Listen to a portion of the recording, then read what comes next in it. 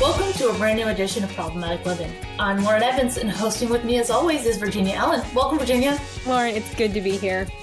Well, Virginia, right now it's good to be anywhere. I think, like a lot of our listeners, I'm definitely, I'm just starting to feel a little antsy, cooped up in my house. Yeah, I'm getting to the point where, even I'm an introvert, and I think even for people like me who usually, like quiet nights at home are completely fine, they're actually welcomed. I'm now like, just let me go sit at a coffee shop. I just need to see people and be somewhere public. I mentioned the other day to a group chat that I'm on, I was like, do you guys want to play a game night on Zoom? And literally within like 30 seconds, everybody on the chat was like, yes. Everybody just like really wants to like hang out. So we're with you, Problematic Women Nation. Yeah, the struggle is real. And one of our awesome problematic women answered last week's Twitter question, which we had asked people to share any funny stories or experiences of just, what it's like kind of being cooped up inside, funny interactions with family or friends. So Rachel Minoski at Minoski Rachel tweeted us and said, on Monday, I did Chick-fil-A online ordering and parked in the lot where they would run you out your food. This was, in all caps, thrilling for me. Love that. Because I haven't had one-on-one interaction with another human in person in almost a month.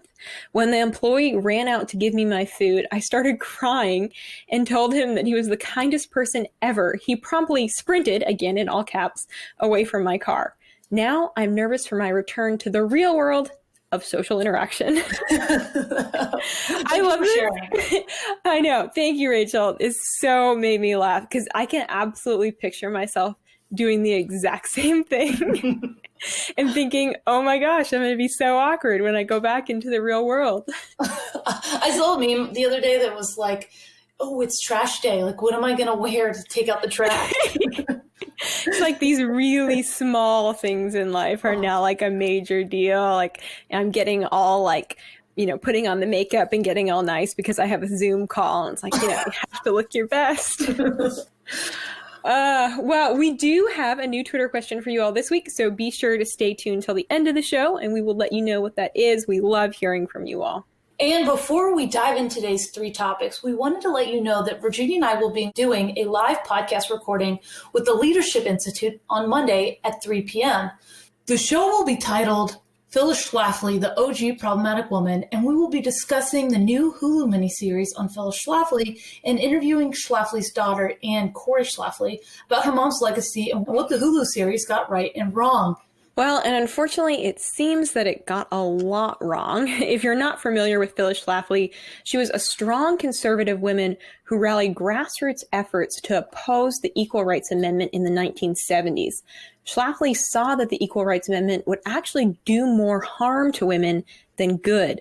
The bill essentially would remove the sex differentiation so that women would be susceptible to military drafts, and the bill as a whole would disproportionately harm lower and middle class women.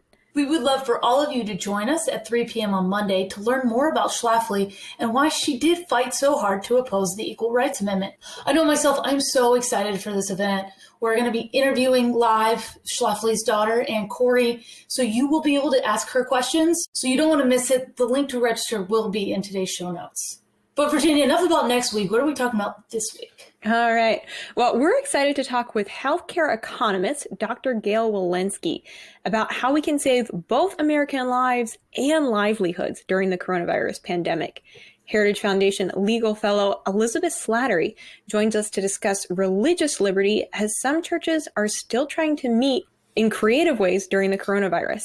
And Olympic pistol shooter Lexy Lagan tells us how the postponement of the Summer Games is affecting her training schedule. And of course, we will be crowning our Problematic Woman of the Week.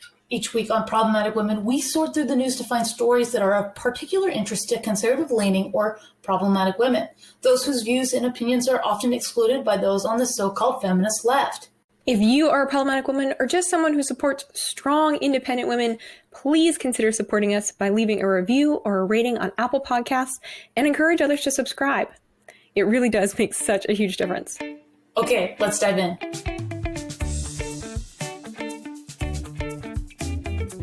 On April 6th, the Heritage Foundation launched the National Coronavirus Recovery Commission, a commission created to strengthen the American economy and help Americans get back to work after the coronavirus.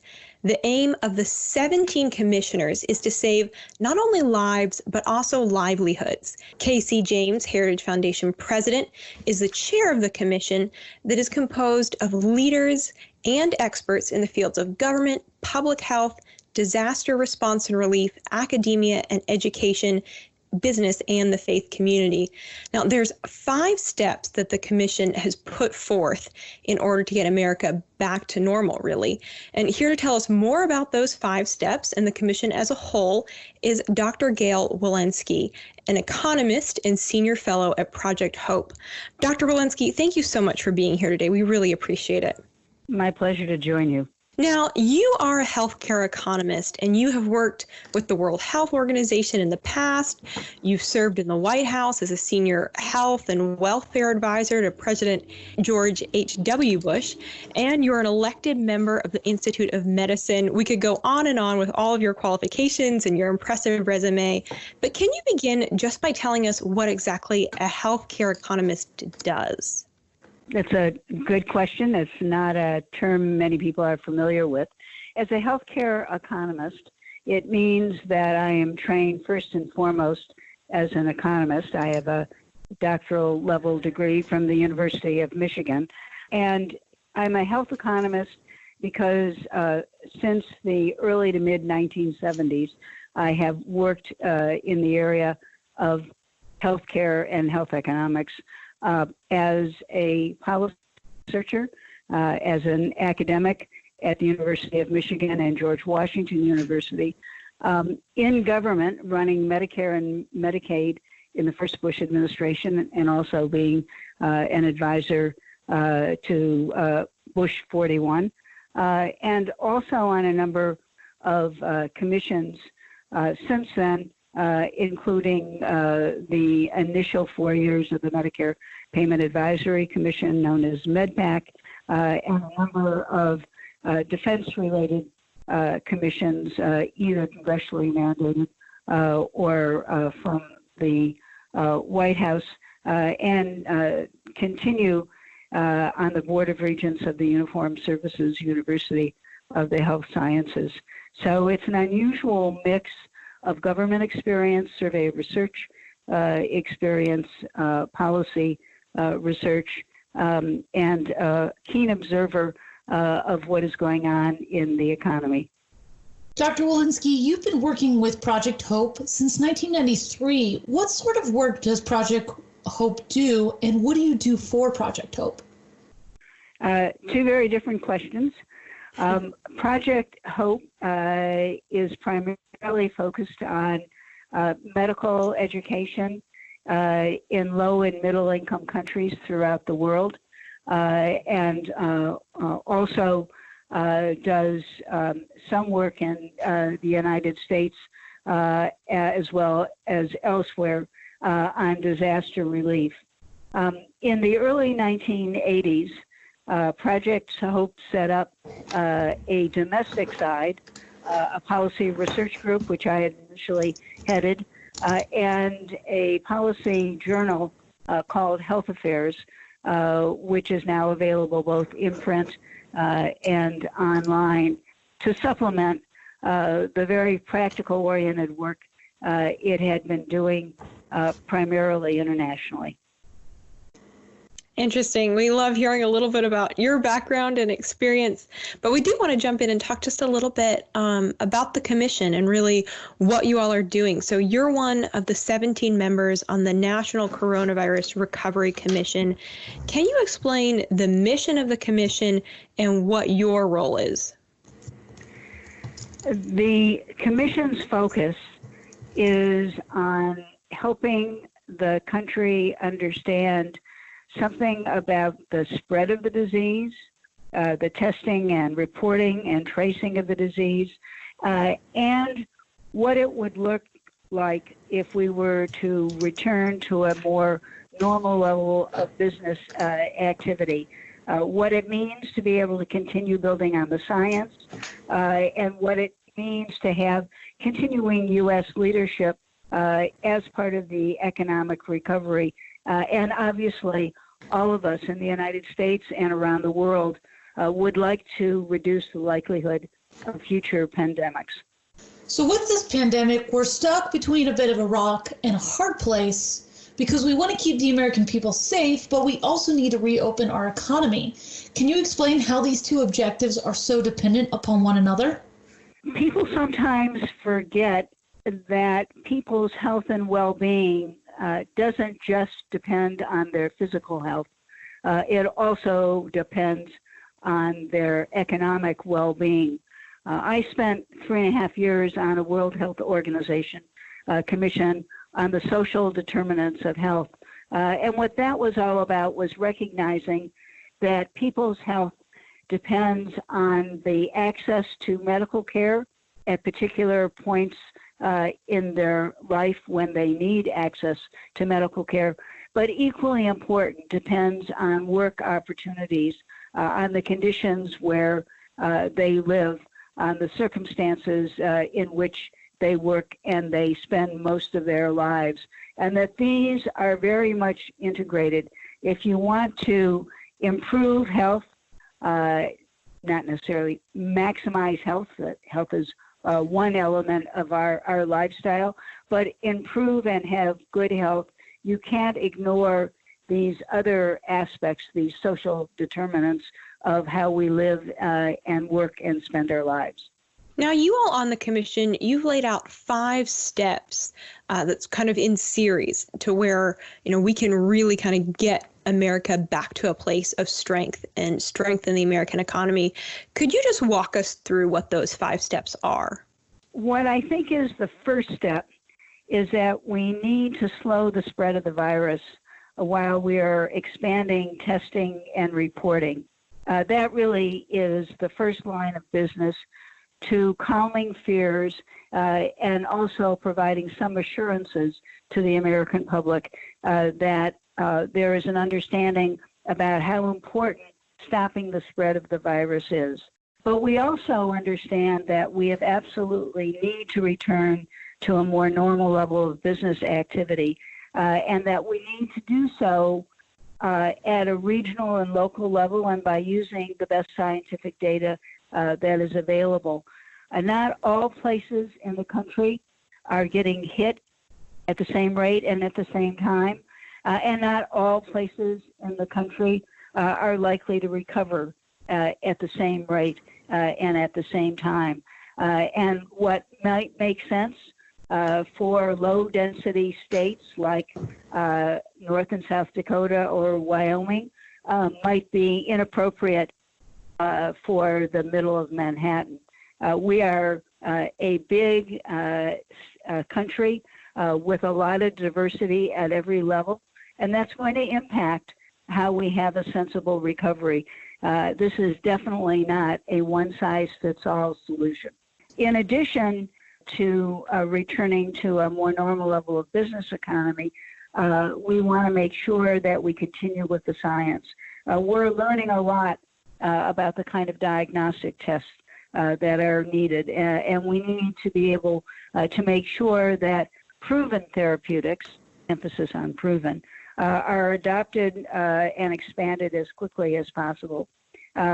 We want to make sure that we maintain our position as the leader in both the economy and the free world, and we want to make sure that we put in place monitoring mechanisms that will make it less likely that these kinds of pandemics hit us in the future, although saying they won't hit us again, I think would be a bit foolhardy. So let's touch a little bit more on that 5th step within the Commission's plan, which is to reduce the risk of future pandemics. I mean, how do we really do that, and how much control do we have when we're looking at a virus that came from China and really spread from other countries? How much are we able to manipulate, controlling that this won't ever happen again? I don't think we should promise that this won't ever happen again because I think it's outside our ability to keep such promises, and I don't like to make promises I don't think I can keep. What we can do is try to have a quicker ability to respond to the threat of future pandemics in terms of having ongoing surveillance and reconsidering where we place the monitoring of the pandemic. There has been a history actually since the Clinton administration, so this is not anything new, about whether or not to have a pandemic office in the White House. It is now in HHS, which is somewhat downstream. It was in the White House, it was canceled. It was in the White House, it was canceled. It was reestablished to an assistant secretary who is very well suited to the job, but having it in HHS, rather than the White House, does not put it at the same level as other threats to national security. I think it may be time, when this pandemic is part of our past, to reconsider, is it best to have it up at the level of national security, or should it be part of HHS? There are some arguments either way, but as somebody who has both worked running an independent agency in HHS and been an advisor to the president in the White House, there's no question that when something is lodged in the White House, it has a power that is not comparable if it is compared to when it is in one of the departments or agencies outside of the White House. So I think it might be time to reconsider that, as it's been reconsidered on and off for the last 20 plus years.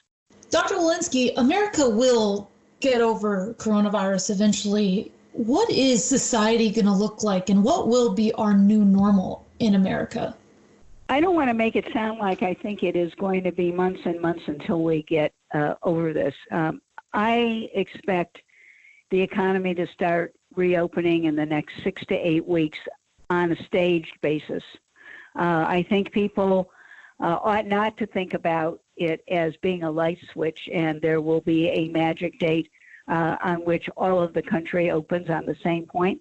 That makes no sense. The incidence and frequency of the disease is not the same everywhere, and the recovery will not be the same. We will gradually have a rolling reopening of economies in accordance with the desires of not only the federal government, but importantly of the state and local governments as to what their communities are ready to do. But just as not everything returned to the way it was after 9/11, my guess is not everything will return to the way it was before the beginning of this pandemic. If nothing else, we will have learned that telehealth has a lot of value and uses, and presumably there will be changes in rules and regulations and perhaps legislation to the extent needed that will allow for greater use of telehealth. And we will also have an increased use of other electronic communications between individuals. But impersonal contact is very important for many reasons. And I expect that we will continue to see the bulk of our business transactions going on in a person-to-person basis. Again, unrolling as it appears to be safe and prudent in various places across the country. Well, we are certainly thankful for all the work that you're doing on the commission and those that are working with you are doing. How can we follow your work and kind of, see the progress as you all are moving along? This is a very fast-track activity. We want to have this done in the next couple of months. We will be posting online, on Facebook, the individual members of the group will be posting through their own organizations as well as online. So we hope to share the views of this group. All of us are volunteering our time, of course, to try to come out with what we hope will be actionable, sensible recommendations. And any way you can help spread the message would be most appreciated. That's great. And we certainly encourage all of our listeners to follow the National Coronavirus Recovery Commission on Twitter at COVID-19 Recovery. Dr. Wilensky, we really appreciate your time today. Thank you so much. My pleasure to join you. I hope your listeners will do as you have suggested. At the Daily Signal, we want to make sure you and your family are receiving the most accurate information about the coronavirus. Here's an important message from First Lady Melania Trump. To all of our medical personnel and other frontline responders, on behalf of a grateful nation, thank you. The President and I appreciate all that you're doing to keep the people of our country healthy and safe. In the most difficult of times, the United States never fails to rise to the occasion with both unity and strength. It is because of you that the people of America are receiving the care and treatment they need. We stand united with you, and we salute your courageous and compassionate efforts. Our prayers are with all who are fighting this invisible enemy, COVID-19.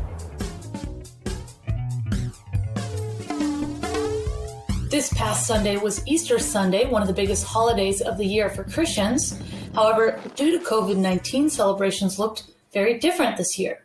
Most churches held live streaming or video conferencing services, but one church, On Fire Christian Center, located in Louisville, Kentucky, decided to host a drive-thru church where members would come to the church, stay in their cars, and tune into a radio station to hear the pastor give the sermon. Sounds like they're following social distancing, right? However, both the governor and the mayor of the city of Louisville saw this as problematic and threatened attendees of the services with fines for attending, even suggesting they would record license plates of churchgoers. The church and legal defense team from First Liberty fought the orders, and last minute, U.S. District Court Judge Justin Walker issued an emergency temporary restraining order preventing the mayor and city of Louisville from enforcing orders against On Fire Christian Center and its planned drive-in Easter gatherings. To discuss this on the show, we have legal expert at the Heritage Foundation, frequent guest, and Kentucky native Elizabeth Slattery. Welcome, Elizabeth. Thanks for having me. First off, before we get into this, I want to ask how you're doing quarantined with two young boys at home. Well, it's challenging. My husband and I are trying to work in shifts, so we each get sort of an hour or two here and there. So the boys are napping right now, so hopefully they will cooperate and continue to be quiet while we're recording. The shifts, that's a great idea. Yeah, and we're really just enjoying all of this extra time with them every day that, working parents don't necessarily expect to get all of this extra time with their kids. So it's really been, a blessing in disguise. Yeah, I love that. I love finding like the little nuggets of good and with everything going on. Definitely. But Elizabeth, I want to get your take on this case of the Kentucky church. Sure. So I think ultimately the judge got it right. The mayor was, threatening potential criminal penalties and fines for people trying to exercise their right to go and worship together, maintaining social distance, staying in their cars. And in his opinion, Judge Walker pointed out that the city was allowing, drive-through liquor pickup and, drive-through restaurants and all sorts of other drive-through services where, you would have to roll down your window and interact with someone. And the church simply wanted people to be able to drive up and keep their windows shut and tune into a radio station to be able to be together in their community and worship together on Easter Sunday. So for any of our listeners who aren't familiar with district courts, how did this church fight the order from the mayor? So the mayor, gave a press conference on Friday and said, I'm really encouraging people not to do these drive-in services over the weekend. And, then suggested that, as you mentioned, police were going to be taking down license plates and potentially fining people. And so the attorneys brought a complaint before the district court in Louisville, and the judge entered a temporary restraining order so that the church was able to have its drive-in service on Easter Sunday. But the case is continuing to see how the mayor is going to apply the city's guidance on what people should be doing and whether they should be leaving their homes. So the case is far from over. And this isn't happening in just Kentucky. This is happening in Mississippi and states all over the United States. Does this case have an effect on other cases in the United States? Sure. So you're right that there are other instances across the country. For example, earlier this week, the Justice Department filed a statement of interest supporting a Baptist church that had sued Greenville, Mississippi, because it fined people $500 for those who attended a drive-in service last weekend. And there's also a case, I think, coming up in Kansas as well. And so this is an issue that's not going away. We don't know how long we're all going to be, temporarily required to stay in our homes, except for, leaving for important things like going to get groceries and, hopefully being able to go and worship together if you're maintaining the appropriate social distance. And so, we'll see what happens. But it's important for local government and states and the federal government all to respect the free exercise of religion while balancing it against the important safeguarding of Americans' health in this pandemic. And I wanted to go a little broader, Elizabeth. I hope all of our listeners are very familiar with what the First Amendment says, but how do emergencies and pandemics affect how the First Amendment protects Americans and their civil liberties? Sure. So the First Amendment obviously protects the free exercise of religion, but it's not absolute. So federal law, there is one called the Religious Freedom Restoration Act, also called RFRA. It prohibits the government from placing a substantial burden on the exercise of religion unless that burden advances a compelling interest in the least restrictive way possible. Many states have similar laws. So the big question here is, what makes a reason compelling? Well, there isn't an exact definition, but this is one of the toughest standards to meet when a government action burdens an individual right. This is known as strict scrutiny for people who follow the courts. So it applies to laws that restrict speech, religion, and other fundamental rights, and also laws that involve race. And on average, challenged laws survive roughly 30% of the time. So the Supreme Court has long been very skeptical of government forcing someone to choose between complying with the tenets of their faith and the law, but it has upheld things like compulsory vaccination laws, mandatory Social Security payments, child labor laws, and also outlawing polygamy, all of these over religious objections. So the court has explained that only those interests of the highest order and those not otherwise served can overbalance legitimate claims to the free exercise of religion. So it's a pretty high bar, but I think that, the situation we're in right now is a compelling interest, and the shelter in place or stay at home orders appear to be the least restrictive means for what we know about the virus right now. So keeping our social distance, keeping gatherings to fewer than 10 people, while maintaining that social distance. It seems like for the most part, governments and churches are able to, be partners and work together to, fight this pandemic. Elizabeth, I don't want to talk too much about what ifs, but I think a lot of our listeners, like me, think, if the government can make decisions like this, what if one day they decide that climate change is a pandemic and when you need to restrict civil liberties to fight that? How are we protected to make sure that doesn't happen? Well, that's why I think a lot of these lawsuits that we're seeing, like the one in Kentucky and the one in Mississippi, why those are important to show that even in the time of a global pandemic with this virus that we're still learning about every day, how it's transmitted and other things like that, it's important that we have these lawsuits to push back on government overreach. And when the government is either targeting religion for disfavored treatment, which I think you could make the case in Louisville and other places where they've singled out churches and said we can't have drive-in services where people stay in their cars and listen on a radio.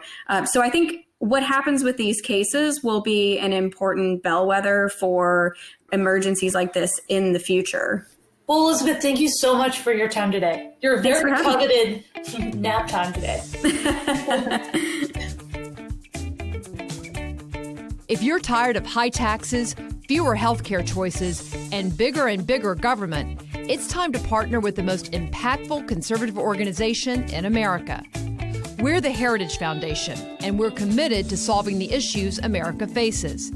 Together, we'll fight back against the rising tide of homegrown socialism, and we'll fight for conservative solutions that are making families more free and more prosperous. But we can't do it without you.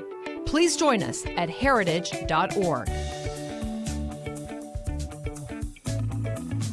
On March 23rd, the International Olympic Committee announced that the 2020 Tokyo Summer Games would be postponed until 2021. 74 Team USA athletes had already qualified for the Games, and hundreds of other athletes are still waiting until after COVID-19 so that they can have their chance to qualify. Well, one of those 74 qualifying athletes is here with us today to talk about the postponement of the Games and what it means for her Olympic goals. Lexy Lagan is an Olympic pistol shooter for Team USA. Lexy, thank you so much for being here today. Thank you for having me. Now, for those who don't know a lot about pistol shooting, can you just explain the sport to us a little bit and how you got involved with it? Yeah, of course. So pistol shooting is a very high intensity mental sport. We're not running around. We're not doing a lot of these very agility bound sports, but we are very, very high intensity, focused on our little targets, shooting these firearms one-handed from a distance of about 10 to 25 meters. 50 meters goes out for rifle, and shotgun is a little bit varied. But yeah, we're a very high intensity, very mental drawn sport. And when did shooting kind of switch from just being like, oh, this is something that I enjoy, to, oh, I want to see how far I can go in this sport? I got started back in college, and it was a way for me to try and make friends when I went up to the University of Utah. It was something that I had done with my family as a bonding activity. So when I went up to college, I figured it would be a great way to bond with some new people. However, as I got more and more in depth into this sport, I realized that this was going to be a great opportunity to meet a lot of people and go a lot of places, but it was something that I really wanted to be successful at. I really wanted to do my best and be the best of this sport. And that's really pushed me all the way from just shooting for fun and for a little bit of a break from studying to going to the Olympics and trying to win that Olympic gold medal. That's so exciting. Well, and when did the Olympics kind of come into your view and you begin to think, actually, I think this is possible, that I could go all the way? I think it was in 2015. I started going to more and more open U.S. national events for pistol shooting and realizing that this was something that I actually had a talent in, that I really enjoyed and that I could see myself going very far with. So right after that was trials.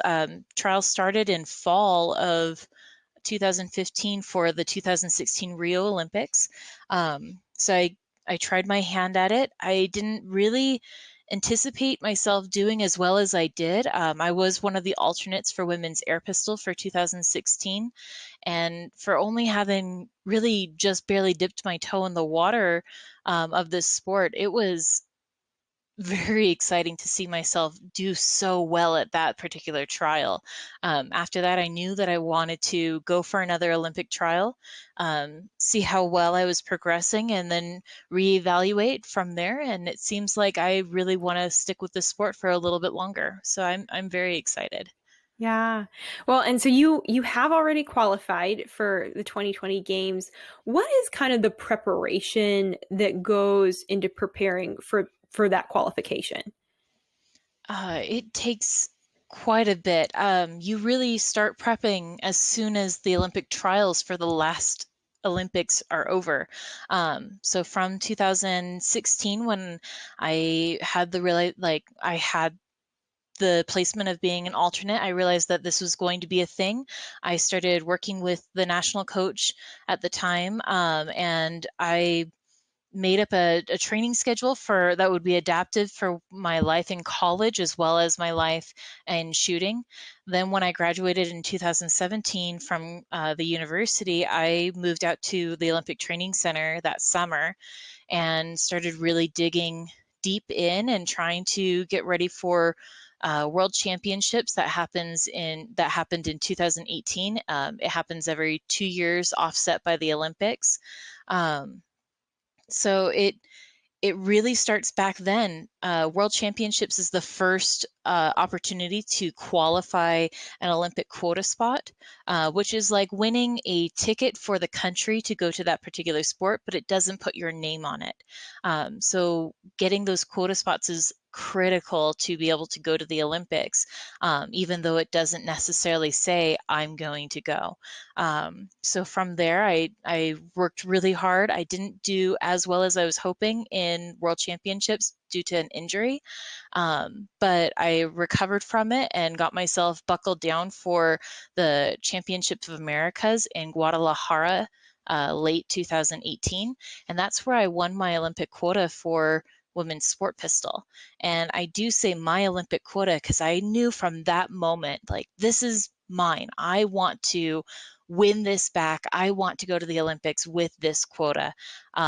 And I worked really hard, and my coach, Jason Turner, and I really modified my schedule so that way I was not only training my sport, but I was also training physically, and I was training my nutritional needs, and I was working with a sports psychologist to mentally train for it.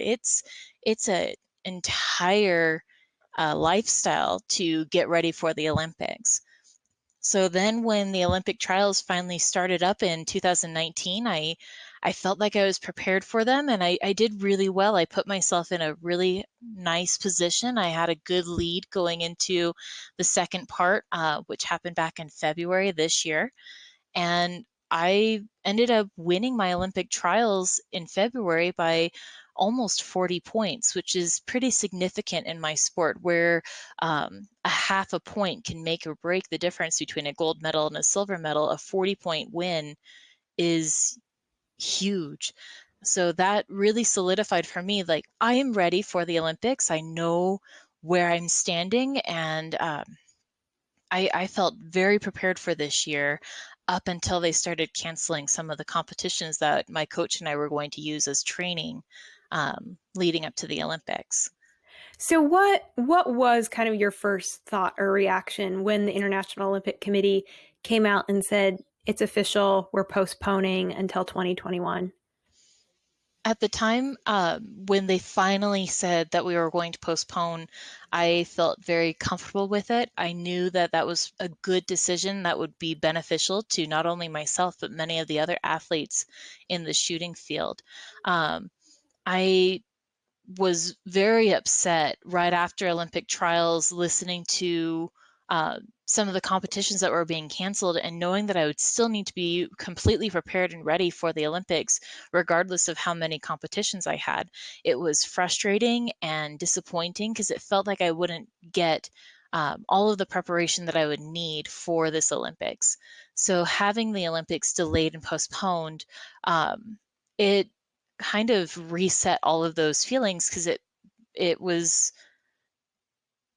it made me feel like, okay, all of these feelings that I was frustrated with, and these were the reasons why. All of those reasons are now gone. I now have an entire year to prepare for the Olympics. It really helped me realize, oh, okay, this is going to be perfectly fine. I can do this. My coach has a lot of confidence in me, and we're really excited for this year leading up to the Olympics to prepare and to really dig deep into preparing for the Olympics rather than preparing for a national Olympic trial. Yeah. So at this point, that additional time is really a huge benefit to you. Yes, very much so. I think it's not only a benefit for myself, but for a lot of athletes that were going through the same issues of worry. What competitions am I going to be able to get into? What training am I going to be able to do to prepare? Now we all have this time to reset, and for a lot of us recover. Shooting sports are not just a seasonal sport. It tends to be year-round. So for a lot of us, we haven't really had a good break unless we just skip competitions. And that's not the best of ideas during the big season of the quad, which is the last 2 years leading up to the Olympics. So a lot of us haven't really had a good break in 2 years. Now we get a little bit of time to recover and rest and prepare to start buckling down again for the Olympics. It's a really good opportunity, and I expect to see some very competitive, very intense scores leading into the Olympics. It's exciting.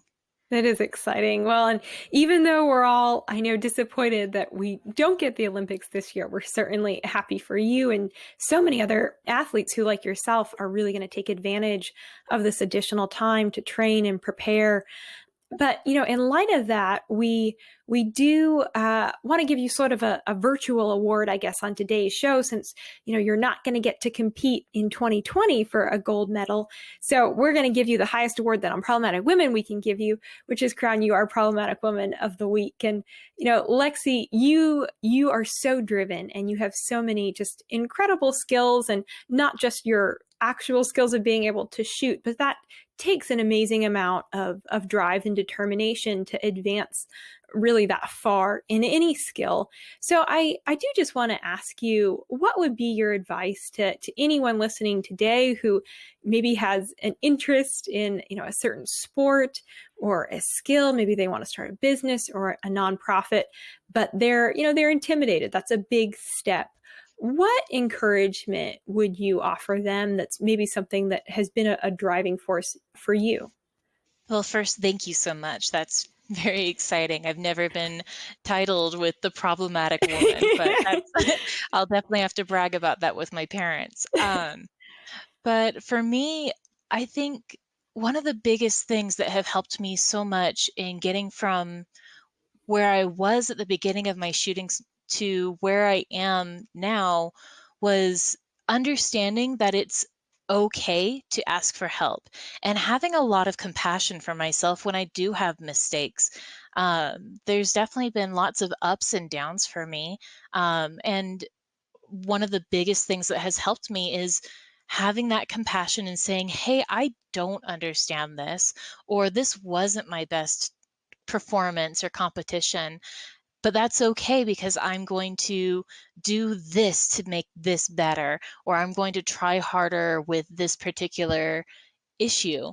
And then turning and in the areas where I don't have a solution, asking for help, asking my coach, asking my teammates if they have a solution, and just reaching out to others. It's okay. You don't have to do everything all on your own. And trying to do something all on your own really isn't going to pan out for anybody.